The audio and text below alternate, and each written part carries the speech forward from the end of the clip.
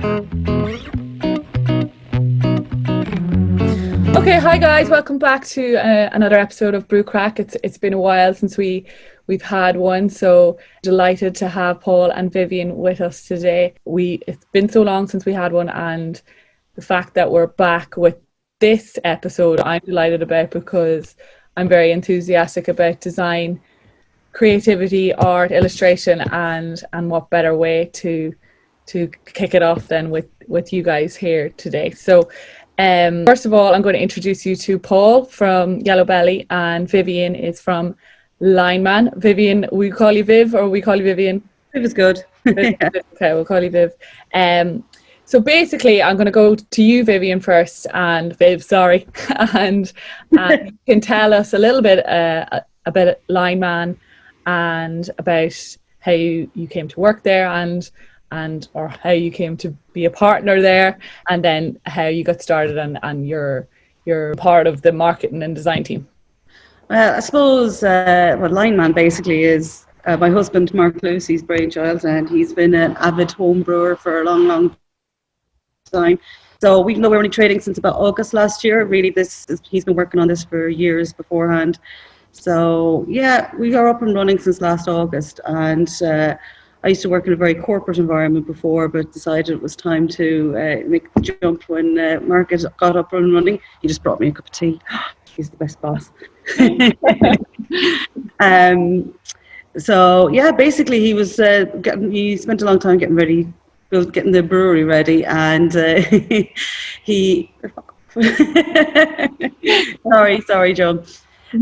Having someone lingering over your shoulder. Yeah, no, taking photos of me. So yeah, basically he got ready to brew his first beer, and it was time for me to get a few labels together for him. So that's how we got started. It was all kind of learning on the job as we went. So Mark's first beer was a grisette called First Light. So because the grisette was a certain type of yeast used in the particular beer, we couldn't actually put it into cans. So we couldn't put it into a canning line. We had to put it into bottles. So that was my first label to do, was a bottle label. So yeah, that was kind of from there. We decided bottles weren't the way to go. It was quicker and easier to go for canning. So we started doing the beer can labels, and 440 ml size usually. I'll ask you about your process now in a few minutes, but first I want to ask Paul about your background and how you came to work with Yellow Belly. Okay, Yellow Belly started about 5 years ago in 2015 in the basement of a little pub in Wexford. Literally in the basement. You couldn't even stand up straight. The place was tiny. And now we're 5 years, about 350 beers later, and we've developed this character called Yellow Belly to go along with our beers. And he's kind of the star of our labels. We kind of follow his adventures as we go along, and that's really the inspiration for me, moving along label to label to label, is keep telling that story.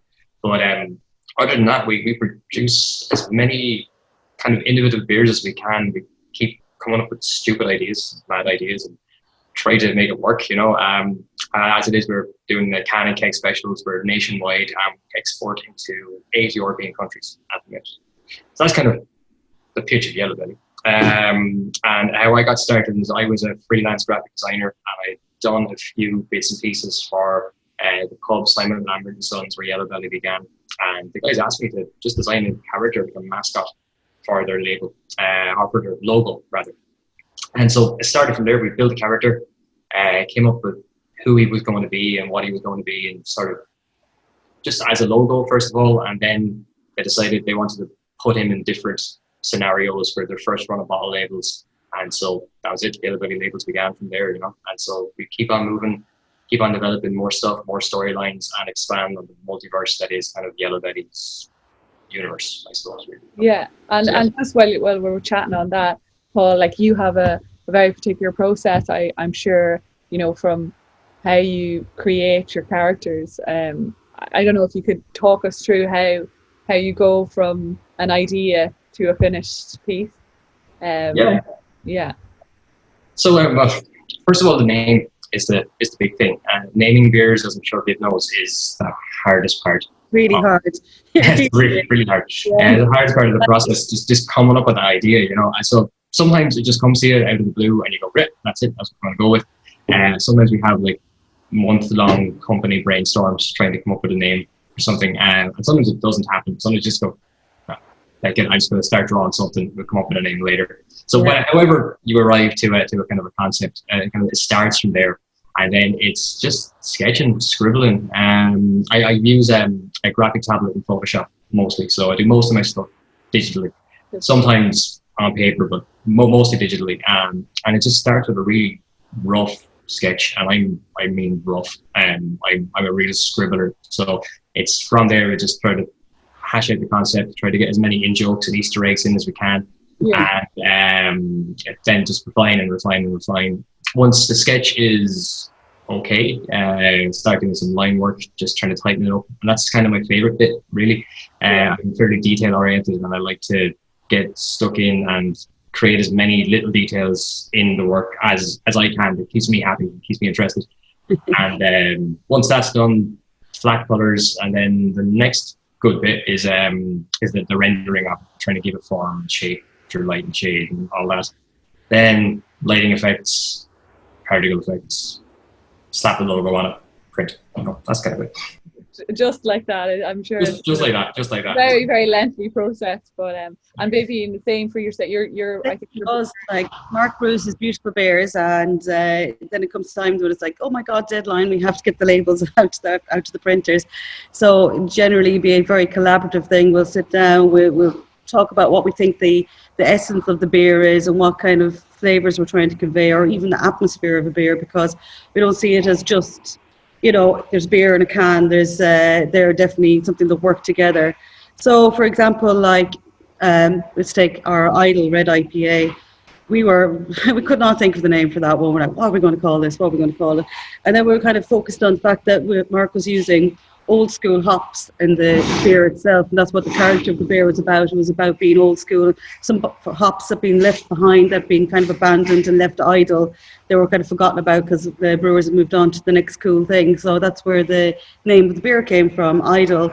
So from that, then once I had the name, definitely for me, it was like it was going to be a rusty can, it was going to be rust, and it was going to have texture of rust.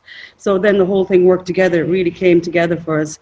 So that's kind of how we've worked on all the beers. Each one has had its own characteristics that I'm trying to convey through the artwork. So then from there, I actually like to work in design. I'm not a sketcher either, really. I like to go directly to the computer and start working and drawing things up. Once I have the confines of the label and I have my typography set, I'm happy then that I can work on the blank artwork that is the face of the can. So yeah, that's where I go from there. Yeah. And the reason I had both of you guys as guests is because your styles are so like fast. Different. Yeah. But, the same characteristics and like a character comes into play there. We both mentioned that. But Vivienne, I know you did you experiment with paint to an extent? Yeah. So I did at the beginning, right? And I was really leaning towards using my acrylic pours as the artwork for the cans, because it's the acrylic pours is this way that you can create little cells of color, little blobs in it, and we were thinking along the lines of this is going to be like the yeast that creates the beer. That's the little cellular thing of the yeast. But when I got down to it, then I just looking at the marketplace, it really did affect what I wanted to do, because at the time there were so many very colorful cans. There was a lot of crazy artwork, and it was really like gorgeous looking, but when you looked at it on a wall of cans all together, they get a bit lost because they're all a bit crazy and they're all quite colourful. So I decided to go the other way and go quite stark and, quite plain. So if you look at the Idle label or Saga or Astral, they're quite, I suppose, demure in a way.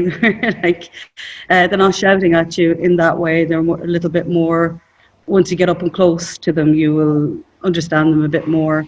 But I still tried to bring a little element of the painting in, like in Saga, I used there's a blue painting to kind of represent the sea that's very, very small on the label. So I went from, I'm going to cover the whole can in a painting to, use a tiny little bit, so it's just whatever works for the particular beer as it goes along. They do develop. It's like a child, really, between myself and Mark, because he has his beer and he's breastfed it all the way here, and then it's like my turn to kind of take it and develop the can and really grow the personality of it. So that's how it works out for us. And that I guess leads us into my next question, which is, what do you both believe that it is important for a can to have a really unique label to set it apart from the rest of what's out there? So I don't know, like, do you think that is important, Paul and Vivienne? It's essential for the brand and for the essence of beer for it to have this unique label. Oh, totally.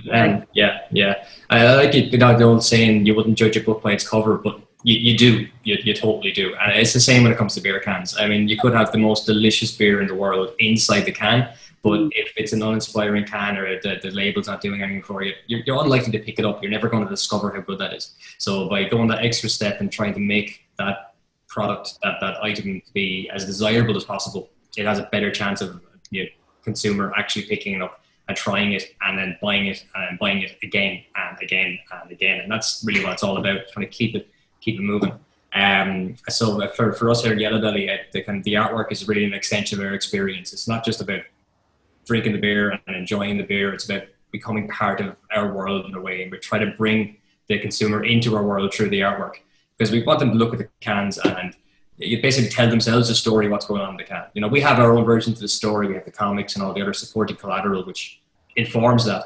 But if they can pick up the can and they can make up their own conclusions while they're drinking it, that's even better. It's more than just beer. It's this experience that we're trying to create. And I think with all labels, it's the same thing. You want to just get that full 4-dimensional experience going on. And your labels, your cans, your beer, all this works together to create that. Yeah, one cohesive product. That's it. Exactly. I imagine when you pick up the can in the shop or wherever it may be, and you look at the label and you see, like Paul, you see these characters, you want to know more about them, so you go and you will find out more about them. Yeah, hopefully. Intrigued by them, I suppose. So yeah, I think it's very important. I'm not sure, Vivienne, do you believe the same thing? Well, that's exactly the same thing. Yeah, no, the first challenge of any kind of packaging design is to get a customer to look at it, to be eye-catching, and for someone to want to at least pick it up and read it or have a look and think a little bit more about what's inside, and try to create that relationship between the customer and the beer. So what you're trying to do with your label is essentially explain the beer or give an atmosphere or a characteristic of it, let that be conveyed through the label. So for me, really, it's get through the first challenge, somebody picks it up and buys it. Then I like the idea, when they take the can home, they actually finally take it out of the fridge, that moment where they crack it open and they're feeling the texture of it and they're reading it, because people are really into their beers and they want to know a lot of information about it and they expect a lot of information on the cans, and that's where the personal relationship between your brand and the customer is grown, I think, through the label design. And then when they finally get to taste the beer, it all comes together, and that's why I say it's all one cohesive product. And yeah, just actually on that, there's obviously a lot of technical details that need to go on the label as well. So you kind of forget about those things. Are you both like in charge of orchestrating that, or do you get a help from brewers, or I'm not sure how the process works? Well, for me, Mark is the brewing nerd all the way. So he loves these. He's the one that does all the tasting profiles and tells me like what kind of notes will be in the beer and that kind of information, and give me whatever hops is going to be used. And yeah, all that will be coming from him because he's the expert. But I'm learning as we go along. Yeah. Same here. I lay everything up, but the information comes from the brewers. Other than that, the hardest part is trying to squeeze in all the different languages. Yeah, but I guess within all those requirements, all the EU regulations and all that kind of jazz. That's actually the hardest part, is trying to get everything in and get your barcode visible. And I guess both of you have obviously a great understanding of brewing to be able to do that as well. Like it's quite clear that you both are very talented designers, illustrators, but you obviously have an insight into the brewing world and you have knowledge yourselves. So good technology there, so. I'm sure you do. I don't know about that, but you have an obsessive husband who home brews for ages and who takes over your house with a bloody flagons of beer, and I'd go know all his equipment. And then, yeah, when he's building a brewery and he talks about beer and he goes traveling for beer and enters competitions, like it has been a 24/7 part of your world. Yeah. for Mark. So yeah, I have picked up along the way, but no, I wouldn't be able to brew a beer yet. I wouldn't want to either. Everyone has their strength, Isn't it? you guys stick to them. And then I guess that last of all, basically, you know, have you seen any trends in the design world, or have you seen any labels or can designs that you really like? Or, you know, I've seen some pretty cool labels where they pull them off. Oh yeah, the Northern Monk ones. So I don't know if you've seen anything that's interesting, or have you any exciting projects coming up? If maybe you can tell me a little bit My about. favourite can at the moment would be the Oh Brother Tipping Point one. I think that's gorgeous looking can. I love it. So it's got that whole Prohibition era kind of style, and the background is all black and white and kind of grey muted tones, and then they're spilling beer down the drain. It's all coming out in rainbow colours. It's just really beautiful, really eye-catching. It's my favourite can on the market at this very minute. Brilliant. And have you any exciting projects coming up, or any new releases that you Maybe. Well, give them an L. Well, we're working on an Imperial Stout at the moment, so yeah, we're getting some artwork off for that soon. Cool. I'm a big fan of the Whiplash cans, actually. I think Sophie De Vere does some great work. I really like the way they have a uniform can that's not uniform. They use that kind of nice white background, and then they can fill that with anything, but it still is identifiable across a range, you know. And that's a kind of big thing for me, is that you want to have, even though your range is different, you want to look like your range and not have to confuse anybody else. And so they do a really good job of that. But I think my favorite cans are called Panhead, and they do these beautiful comic illustrations that just completely cover the cans. Every time I see them, I smile. You know, I think it's really, really cool, bold design. That's kind of really, really cool stuff. Great, brilliant. Okay, thank you very much. So I don't know if any of you have anything else to add, but if you don't, we can wrap it up there. I think that was nice, short, brief BrewCraic. I'm cool. Good. Okay, thanks a million.